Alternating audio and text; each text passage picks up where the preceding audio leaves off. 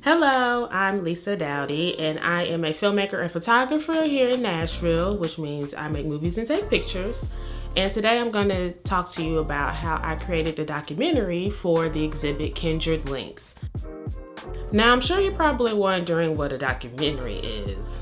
Well, a documentary is basically a movie, but it's not like any other movie that you see with actors and people who wrote a story that is make-believe. A documentary is more so following people and showing their lives, their real lives, uncensored, unscripted.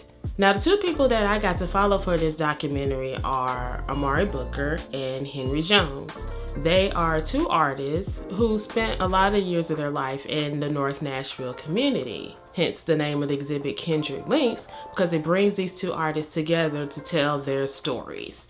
How they became inspired as artists. They tell the stories of the past and where the neighborhood is gone, and even speak on the future of the neighborhood.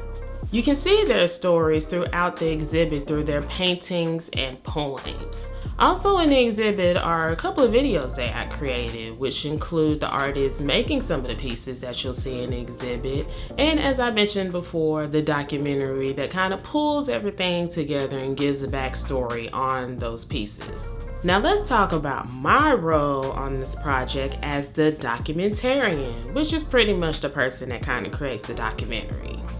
As a documentarian, you kind of take a step back and you just allow your subjects or the people that are in it that you're interviewing to kind of just tell their story the way that they want to tell it, because you want it to be as authentic as possible. So as we rode along, I had my trusty camera.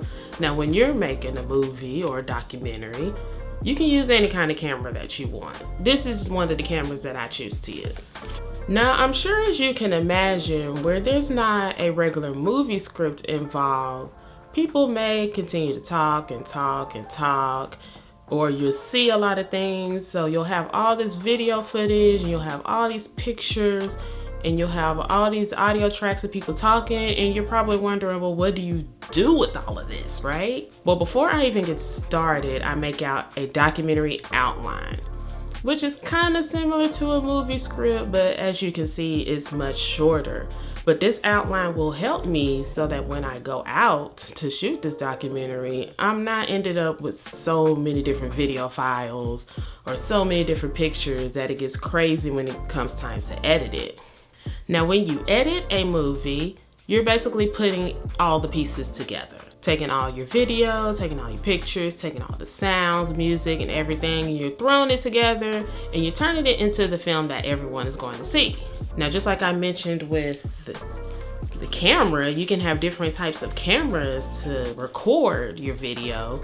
You can also use different devices to edit your film. So you can use your phone, you can use your tablet. They all have different applications and programs on there that are free that you can use, but a lot of us use a computer because those programs are a lot more powerful and you can do a lot more things with your movie on them. So again, when I'm editing, I take my outline that I created before, and that way it makes it a little easier for me to put those pieces together. So make sure if you are going to create a documentary that you know what you're doing beforehand, so it makes it a little easier once you're trying to put it together, because the editing process can be a little long, a little tedious, might get frustrated here and there, but at the end of the day, when it is all done, you are going to love it.